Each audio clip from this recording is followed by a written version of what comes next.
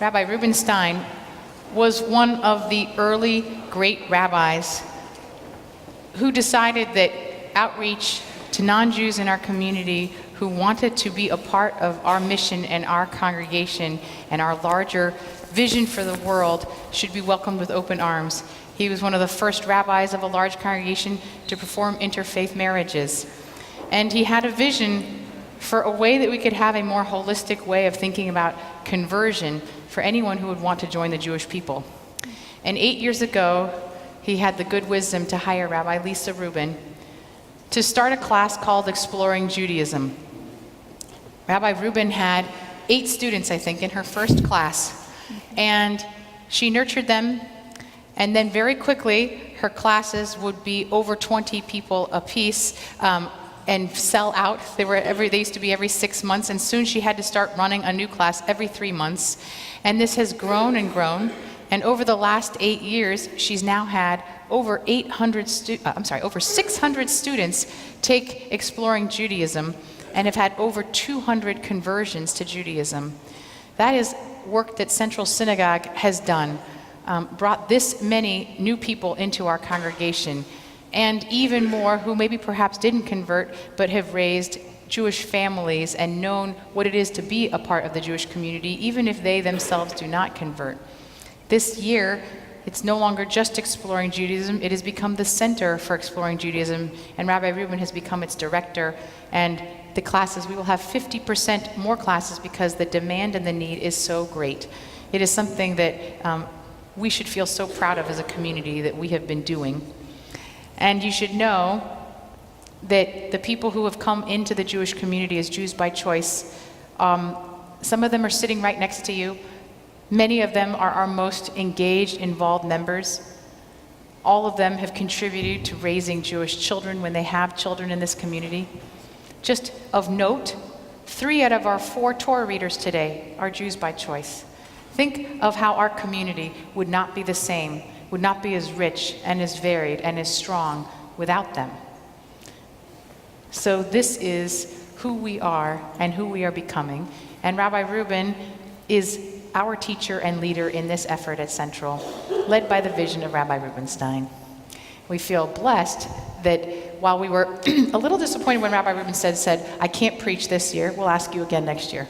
It is a tremendous gift to hear from the wisdom of our teacher, Rabbi Rubin. Thank you so much. What a pleasure. Such a pleasure to be here. Thank you.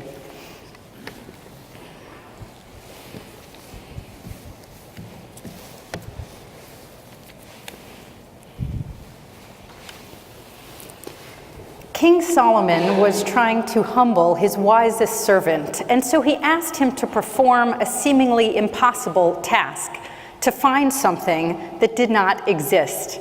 He requested a magic ring, one that if a sad man wore it, he would become happy, and if a happy man wore it, he would become sad.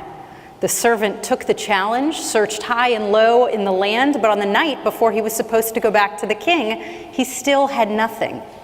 And then the idea came to him. The next morning, he went to the local jeweler and had 3 words inscribed on a plain gold band. Gam ze ya'avor, this too shall pass.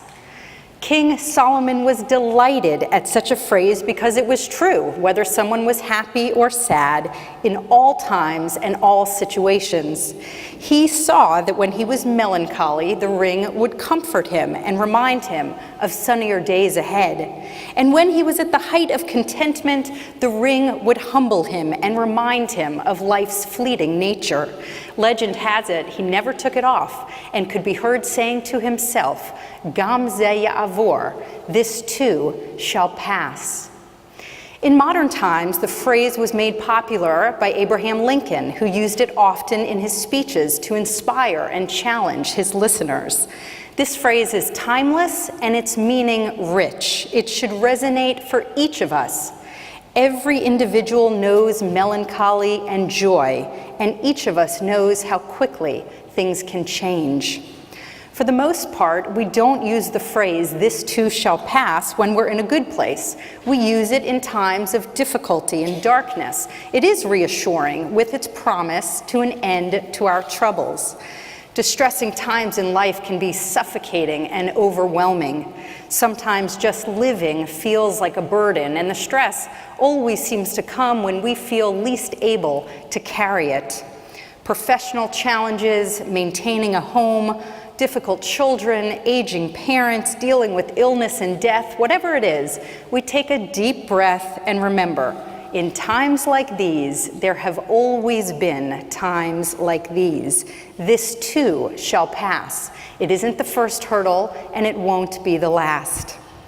But I'd argue it's just as important to take a page from King Solomon and use the phrase when things are going well. Solomon used the phrase to chasten himself in times of pride and contentment, and it is this scenario that I'd like to focus on today. There's a rabbi I know who tells brides and grooms Gam Zeh Ya'avor on their wedding night. His reasoning is that only if they understand the event will pass quickly will they truly be able to savor it. And so it is precisely at the times of our life when we are intoxicated to be alive that we should remember the moment is transitory. When we have a swagger in our step, when we count our blessings, when we feel the magnificence of life stretching out before us, that is when we should say, Gam Zeh Ya'avor. When the people we love are healthy, when we have a way to make a living, when our children and grandchildren are thriving and our marriages are strong, that is when we should say, Gam Zeh Ya'avor. We can never feel regretful or let down or wish to turn back the clock if we enjoy the present moment and truly live in it. But we don't. We allow countless obstacles to stand in our way, coloring life as if it were so pressured and very short. But life is only short if we make it so. The great philosopher Seneca said, "Life is long if we know how to live it."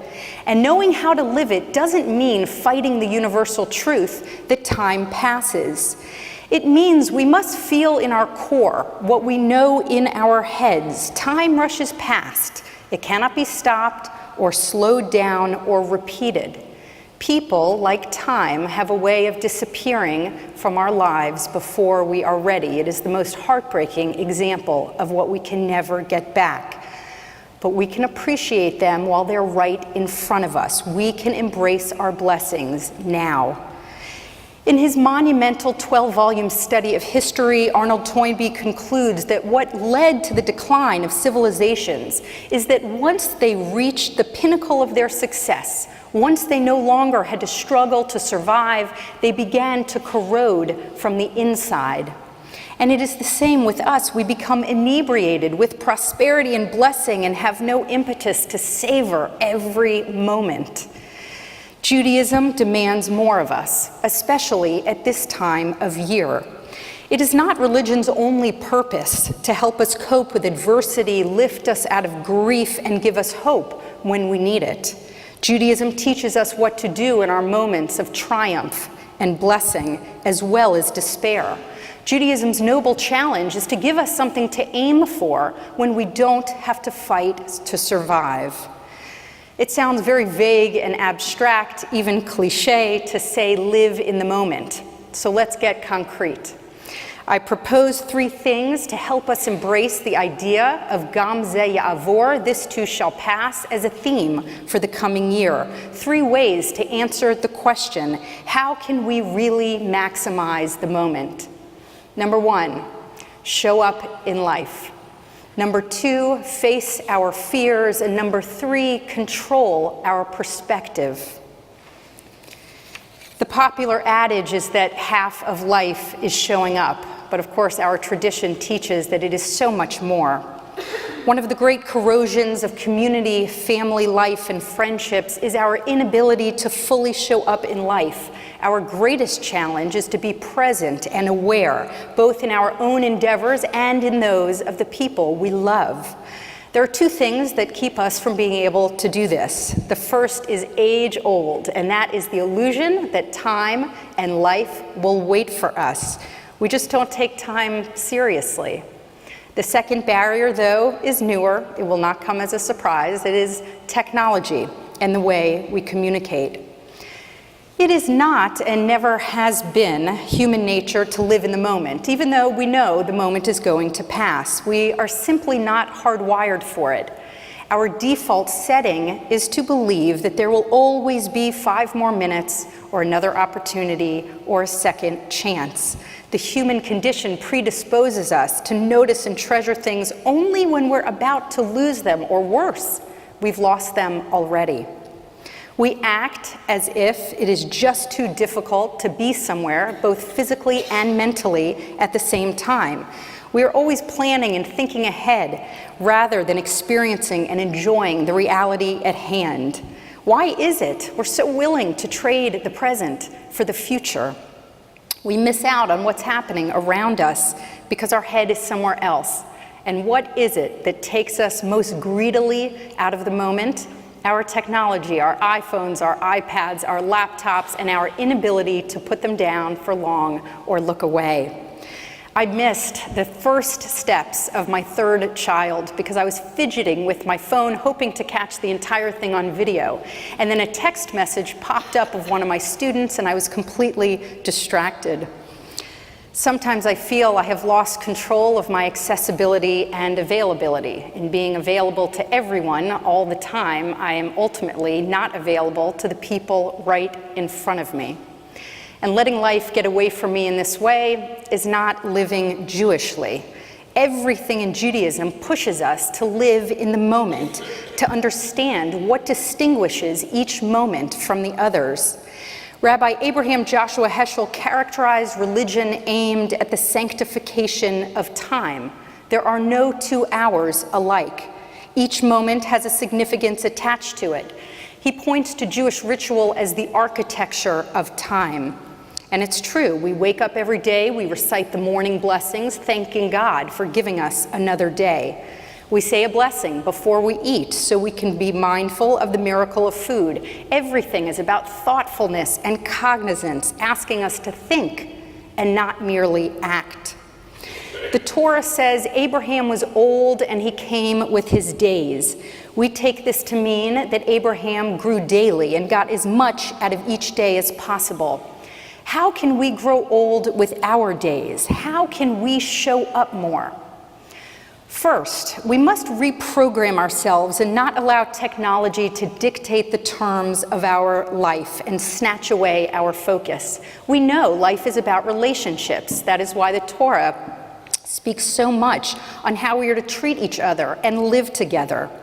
In this new year, my family is going to try a technology blackout night, just 1 night a week to see how it feels. No screens for our little kids, no screens for the grown-ups. And in doing so, my husband and I hope to provide an example for our children about what prolonged face-to-face time with family can look like.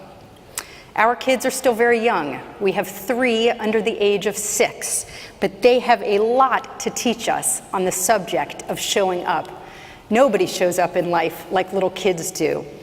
They live fully in every moment. That is why they will not get out of the pool. They will not stop playing to go to sleep. They must put their new toy together immediately, and they want to hear the story again and again and again. They have the innate ability to enjoy and savor every moment. I try to learn from them. Imagine the results of channeling our inner child. If we could be more curious, imaginative, creative, energetic, resilient, if we could succeed, the quality of our moments and the moments we share with others could be so greatly enhanced. Can we let our children and grandchildren, at least while they're young, live like children in a more unplugged and personal environment? Isn't it worth a try just to live like that ourselves? We must show up in life because Gam ze ya'avor, this too shall pass. My days here in the office involve mostly talking to and counseling adults. And one of the top things that comes up in our conversations is fear. Fear is at the heart of many scenarios I hear. We fear change, we fear loneliness, we feel for people we love, we fear for what others think, we fear being insignificant, we fear something terrible happening in the world, and on and on. Now, Jews are famous for worrying, but to let fear dominate the mood of our culture is tragic. Fear is time-consuming, and it stands in the way of Gam Ze Ya'avor in a literal sense. How much of our life do we occupy with fear and anxiety and procrastination? How often do we allow fear to rob us of the moment? To be afraid is to suffer. In the short term, our worries are uncomfortable and incapacitating. Fearing something gives it power over us. The long-term effects of fear are worse. We have goals and dreams, but cannot realize them because we fear risk and change. Dealing with fear robs us of living. It makes us less forthcoming, less adventurous, less buoyant, and ultimately less alive. We stay in jobs that don't challenge us because we feel we're not qualified to do something else. We can't celebrate a success because we're afraid we might fail tomorrow. And we don't travel to see the world because we're afraid that something might happen to us along the way. We don't open ourselves to people because we fear being hurt. This is not living, it is existing, and I cannot believe it is what God intended for us. Will Durant, in his classic opus, The Story of Civilization, lists in the very first paragraph of 11 volumes the conditions for civilization. He says, where progress begins, chaos and insecurity end. For when fear is overcome, he writes, curiosity and constructiveness are free, and man passes by natural impulse toward understanding and embellishment of life. So it is a condition of society that fear be overcome. Personal greatness begins where submission to angst ends. I do not mean to minimize the causes of concern in our society, communities, and families. They are real and they are many. But Judaism gives us resources to confront what threatens and unnerves us. We are a lot more resilient than we think. If Jewish history tells us anything, it's that our worst day is never our last. You do not, I'm certain, need me to enumerate the number of times we have teetered on the brink and lived to see another day.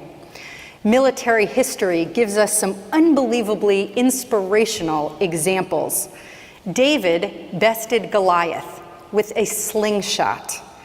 George Washington bested the British with a handful of troops at the Delaware River in 1776, and 500 Israelis bested 80,000 Egyptians at the Suez Canal on Yom Kippur in 1973. The arc of history is bent toward those who are not afraid. These are extreme examples, yes, but they can inspire us to go against the grain of anxiety and fear, face our own fears, and remember Solomon's inscription, Gam Ze Ya'avor, this too may pass. We may not be as scared tomorrow. And second, although I know we don't always speak publicly or comfortably about faith, might we banish fear by acknowledging or connecting to a higher power? I'll speak personally, this helps me feel less alone. There is a beautiful tale in Judaism about a man just after his death sitting with God reviewing his life. And his life is depicted by footprints on the beach. And God says, see, 2 sets of footprints. I was always walking with you. And the man says, but look at all the places. There is only 1 set. I suffered. I walked alone. Where were you then? My child, God says, those were the times I was carrying you. Our tradition teaches we are connected to something higher and eternal. Over and over, God says to the Israelites, do not fear, for I am with you. We are never alone. Real security in life comes from many things: lasting friendships, a meaningful family life, a connected community, a big picture purpose. Can we search for the things in our life that secure us and think twice before giving over our precious moments to fear and worry? Our potential can only be realized when we are willing to face our fears. Gam ze ya'avor, we are not going to be here forever. Do we really want to let fear dominate our lives? My third and final suggestion as a framework to help us live in the moment is to adjust or control our perspective. My high school soccer coach used to say, "Attitude is everything." And at the time, I found it so lame as to be meaningless. But I realize now it was just shorthand, as cliches often are, for a very deep and important truth. Life is perspective. Life is our opinion of our life. Montaigne, the great French philosopher, said, "A man is not hurt so much by what happens as by his opinion of what happens." Outlook, as much as reality, defines us. How much time do we waste on realities that do not exist? The real gift of being educated and experienced is not that we've learned how to think, but that we have the choice of what to think about. We have the power to choose healthy perspectives, ones that maximize our ability to enjoy life. Things that are boring, frustrating, and irritating can be reframed. We shouldn't let impatience or resentment ruin the moments of right now, which we will never get back. The choice of how we view things is our greatest asset in taking full advantage of time. Similarly, we have the choice of how we handle and view our emotions. The rabbis of the Talmud recognize the hard wiring of human beings. They encourage us not to default to the first and often most extreme emotional reactions. We too easily become victims of our own envy and anger and guilt. We lose the ability to separate out what really matters and what doesn't, what really bothers us and what shouldn't. When we don't control strong negative emotions, we know they control us. Instead of "this too shall pass," we sit in our anger or irritation, our refusal to forgive, insisting "this too won't pass." We all know the way angry or jealous thoughts can become all-consuming, and how could anyone possessed by such feelings possibly notice or enjoy what is going on around them? Working through and letting go of the emotions is better for us, not only the ones we are holding a grudge against. Rabbi Joseph Telushkin tells a story of a woman who was holding a hot poker for her ex-husband for 10 years. He finally said to her, "What's the point? You haven't thrown it. All you've done is burn your hand." Controlling our perspective is just as important as controlling our behavior. Anger can be transformed into understanding and the opportunity to repair a relationship. Jealousy can be replaced with the realization that the hand of fortune is the same as misfortune. Everyone's life has success and sorrows. Life is a mindset. Remember Hamlet, there is nothing either good or bad, but thinking makes it so. No matter what happens to us, we can reframe our experiences, and thus our experience. Things can mean the end of the world to us, or we can deal with them and move on. People will irritate us and hurt us, so we can do what General Eisenhower famously boasted, and that's not spending 1 second thinking about people we don't like. Life is opinion, and our opinion is up to us. The passage of time is inevitable, yes. But we can try to slow it down, be inside it rather than bystanders, talk rather than text, appreciate rather than begrudge, let bitterness pass, but not our blessings. Nothing keeps time. We only keep up with it if we are able. No matter what 5777 brought for us, it is time right now to throw a hook into our future and bring about 5778. Decide what it is in life we want and how we're going to get it. Gam ze ya'avor is a balm for us, absolutely. But it is also a dictate that we stand at attention before God with the realization that time is our greatest gift. This rabbi in front of you inscribed Gam Ze Ya'avor on one of her own rings, not to mimic King Solomon, but to remember his wise and resourceful servant who very much had his finger on the pulse of life. We are encouraged not to be consumed with the reality that life passes by, but to consume ourselves in the moments of our existence. It is time to bend history to our making by standing firmly in the present. We must match time's swiftness with our speed in using it wisely. My wish for us as a community is that we show up, find the courage to face down fear, and have the mental discipline to control our thoughts. May we be heard saying to ourselves, Gam Ze Ya'avor, whether you're in your hardest moment or your sweetest, this too shall pass.